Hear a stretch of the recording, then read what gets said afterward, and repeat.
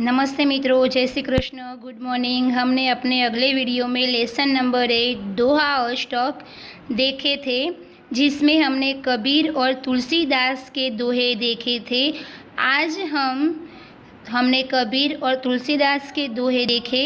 आज हम रहीम के जो दोहे हैं उनके बारे में बात करेंगे। तो चलो मित्रों, हम देखते हैं रहीम के दोहे। तो यहाँ रहीम का पहला दोहा है, रहीमन धागा प्रेम का मत तोड़ो चटकाए, टूटे से फिर ना जुड़े, जुड़े गांठ पड़ जाए। रहीमन धागा प्रेम का मत तोड़ो चटकाए, टूटे से फिर ना जुड़े, जुड़े गांठ पड़ जाए। चटकाए, चटका यानी खींचकर, झटके से। रहीम जी कहते हैं, रहीमन धागा प्रेम का मत तोड़ो चटकाए, यानी कि जो प्रेम का धागा है उसे, जो प्रेम का धागा है वो बहुत नाजुक होता है, उसे खींचने से वह टूट जाता है और एक बार टूट जाने पर फिर वह जुड़ता नहीं है। अगर जुड़ता भी है तो उसमें गांठ पड़ जाती है, उसमें पहले जैसे संबंध की मधुरता नहीं रहती। इसलिए कवि कहते हैं, इसलिए रहीम जी कहते हैं कि प्रेम का धागा टूट न जाए, इसका ध्यान रखना चाहिए। दो लोगों के बीच जो प्रेम, जो विश्वास होता है, वो विश्वास हमें कभी तोड़ना नहीं चाहिए।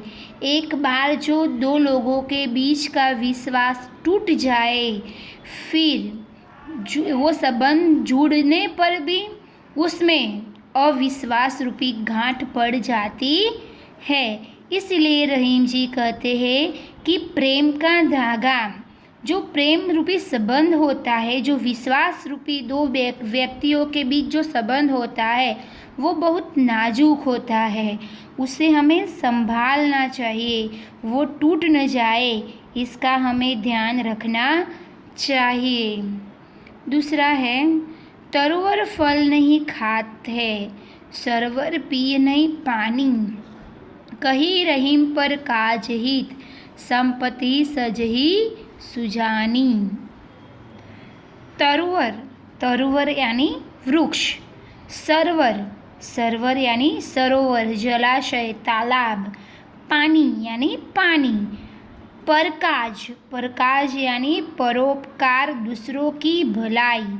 संचही यानी संग्रह करते हैं, और सुजानी यानी सज्जन व्यक्ति। तो इसका अर्थ है, रहीम जी कहते हैं तरुवर फल नहीं खात, यानी कि पेड़ जो है वो अपने फल खुद नहीं खाते हैं।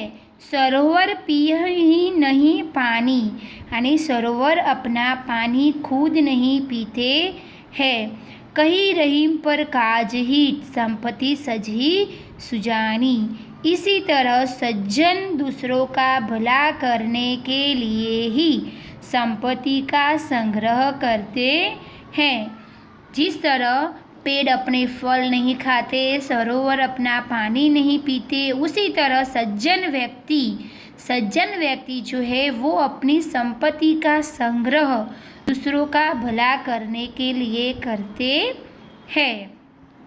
तो तीसरा दोहा है, रहीमन देखिन बड़ेन को, लघुन दीजिए डारी, जहाँ काम आवे सुई, कहाँ करे तलवारी। बड़ेन, बड़ेन यानी बड़े लोगों को, यानी बड़े चीज़ को। लघु यानी छोटा। डारी यानी छोड़ना, उपेक्षा करना, उसका त्याग करना। कहा એટલે કે क्या, અને तलवारी એટલે तलवार।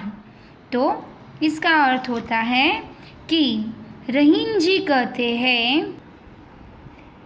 बड़े लोगों के ठाठ बाट से प्रभावित होकर लघु यानी कि छोटे साधारण लोगों की उपेक्षा करने लगते हैं।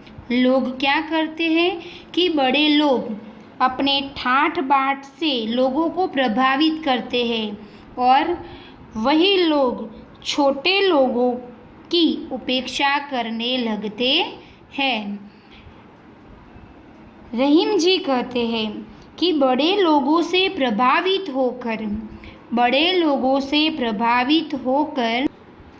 छोटे लोगों से मुंह मोड़ना अच्छा नहीं है। बड़े लोगों से प्रभावित होकर छोटे लोगों से मुंह मोड़ना अच्छा नहीं है। जहाँ काम आवे सुई कहाँ करे तलवारी। युद्ध में तलवार भले ही काम की हो, पर कपड़े सीने के लिए तो छोटी सुई ही काम आती है। युद्ध में तलवार बड़े काम की चीज़ है, पर जब हमें कपड़ा सीना हो तो वहाँ तलवार कोई काम की चीज़ नहीं है। वहाँ कौन सी चीज़ काम आती है? एक छोटी सी सुई। जो काम छोटे कर सकते हैं वह बड़े नहीं कर सकते। जो काम छोटे लोग कर सकते हैं वो काम बड़े लोग नहीं कर सकते। इसलिए समाज में छोटों का भी महत्व है। हमें उनसे मुख नहीं मोड़ना चाहिए। यानी कि बड़े लोगों से प्रभावित होकर हमें छोटे लोगों का त्याग नहीं करना चाहिए। युद्ध में तलवार भले ही काम आए, पर कपड़े सीने के लिए एक छोटी सी सुई की ही ज़रूरत पड़ती है। वहाँ तलवार कोई काम की नहीं है। इसलिए जो काम छोटे लोग कर सकते हैं वो बड़े नहीं कर सकते। इसलिए हमें छोटे लोगों से मुंह नहीं मोड़ना चाहिए। यहाँ हमने रहीम के दोहे भी देख लिए। अब परीक्षा में आपको इस दोहे का भावार्थ, कोई भी एक दोहे का भावार्थ लिखना हो, ऐसा परीक्षा में पूछा जाएगा कि किसी भी एक दोहे का भावार्थ लिखिए।